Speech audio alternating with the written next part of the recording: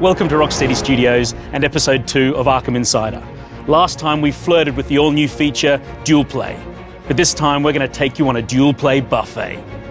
And for dessert, we're taking video questions from an Arkham superfan.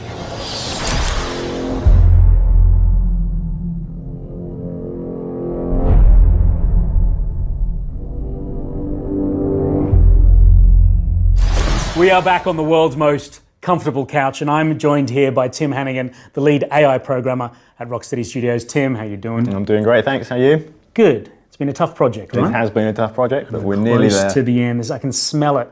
Smell the finish line. It's just around the corner. Now, we showed a little bit of Dual Play in the All Who Follow You trailer. I promised everyone an all-you-can-eat smorgasbord of Dual Play, and I'm hoping you're the chef who can take us there. Yeah, I shall do my best, thanks. Good man. Talk us through where we're at and what we're doing. So what we're seeing here is Batman and Nightwing. They're going to team up. They've been tracking down Penguin. Mm-hmm. He's got these weapons caches throughout the city. So he's got these locations. He's hiding weapons. He's stockpiling weapons. He's kind of supplying the weaponry to the other people in Gotham City. Okay. And you and Nightwing have teamed up to try and track him down. So you as Batman are going to try and infiltrate and join up with Nightwing inside the cache to take out the enemy. And we make a classic Batman entry straight through the ceiling and then seamlessly straight into combat. As always, straight into combat. So obviously the big goal with our combat system is always to go straight into combat and to be seamless once you're there. And then talk us through what happens from here in the context of Dual Play. So from here, you're both fighting at the same time. The AI is taking control of the character you are not controlling. Cool. Now, at any point, as Batman, for example, you can switch to Nightwing, and the AI will switch to take control of the other character. If you're building your combo with Batman and you see that there's an enemy over by Nightwing you want to take out, you can switch to Nightwing, you'll keep your combo. If you've got your special charged up, you can instantly use your super combo takedown on that thug. Super combo takedown, and that's these sort of epic takedown moments where both characters team up for a complete KO on that thug. Yeah, if you build up your takedown meter by hitting the thugs, then when you've got enough charged up, you can execute that Dual Play takedown. And then what about other features that we've seen previously in free flow combat? We've got weapons that you can pick up off the ground, we've got double and triple takedowns. So Dual Play sort of sits on top of all those pre-existing systems. Yeah, well, all those systems integrate together, yeah. So there's no separate system involved. It's all kind of trying to flow together seamlessly is always the goal with free flow combat. Now you've been at Rocksteady from day one, so the combat that everyone saw in Batman Arkham Asylum, this came out of your brainium. Yeah, I guess you could say that. I mean, obviously everything's a collaborative effort, so working heavily with Sefton, working heavily with everyone on the team who's got input into how they want the game to progress and how they want the combat to feel. So. And how does it feel for you, having sort of been there and been so critical in the creation of this? Now it seems like such an expansive new combat system that it's incredible to think of where it came from and now where it's gone to. Yeah, I mean, it is pretty incredible to see where it's come to from those beginnings back on Arkham Asylum. I mean, I remember the prototype days, and it was 2D combat. It was all sorts of different things in the early days, but now to see where it's come, and it's all because of the input we've had from the team and the ideas we've had and the ways we've been able to progress it. Due to the success of the previous games, it really allowed us to push it to this final. So Batman and Nightwing completely clearing house. It's an epic looking fight. The number of enemies that we've got in combat just seems to be almost out of control.